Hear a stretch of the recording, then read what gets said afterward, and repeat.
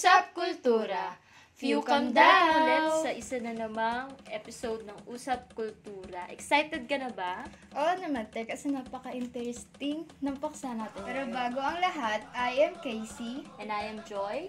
Ang topic natin ngayon ay ang katutubong tibol. Unang-una yung pamumuhay. So, bali pagdating sa disenyo at sukat ng mga bahay nila, nakadepende sa katungkulan nila sa bayan. So, pag hindi ka dato, wala kang second So, floor. pag mahirap or mas mababang posisyon sa lipunan, first floor lang or unang palapag. And makikita ang katutubong tiboli sa Pampang ng Lawa, Cebu at maburol na parte ng Timog, Cotabato. Gumagamit sila ng makalumang paraan ng pagbabayad.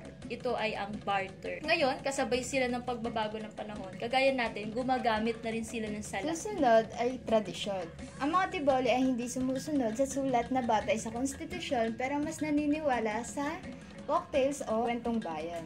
And ang hatol sa paggawa ng krimen sa kanila ay dalawa lang. Para sa maliliit na krimen, ay kailangan nilang mapiyansa o kaya ay maging alipin sa naagrabyado nila.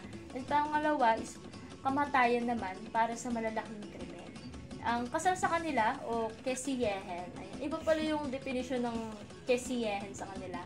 Ito ay pinagkakasunduan. So, ibig sabihin arranged marriage. Bago magsimula ang pinakaseremonya, nagkakaroon ng ritual at panliligaw. Ito pa, ang espiritu ng abaka ang pumipili sa isang mga habi para sa titulo na maging isang espesyal na mga habi o tinatawag nila itong Tau Mewel Ken. Dako naman tayo sa kultura. At sa kultura nila, meron silang tablang ng pagkiskis ng ngipin upang maging pantay at pinapaitiman gamit ang dagta ng kahoy. Bakit? Kasi nga naniniwala sila na ang puting ngipin ay para lang sa mga hayop. At naglalagay din pala sila ng ginto sa ngipin para ipakita yung estado or kayamanan nila. Ang pagtatato ay gabay nila sa kabilang buhay. So, hindi lang pala siya isang sining. Para sa ika-4 na paksa ay ang pananamit. Para sa kalalakihan, merong kegal saro o jacket na gawa sa abaka, mahaba ang manggas at hapit sa katawan. At meron silang sawal taho na pantalon na hanggang tuhod o bukong-bukong at kapares ay sinturong abaka. Meron din silang turban o putong sa ulo na makikita natin sa litrato na suot ng isang lalaki. Ang tawag dito ay olyu.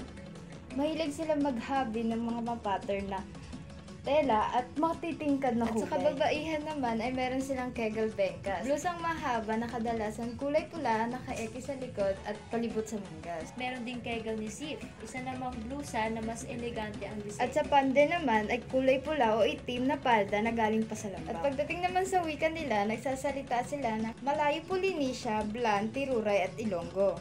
Halimbawa sa mga pangungusap ay Few Flavus, magandang umaga, Daybong Nawa Kukuy, salamat, Nuwang Saluju, saan ka pupunta? Dangi mo kan o makani na, ibig sabihin ay kumain ka na?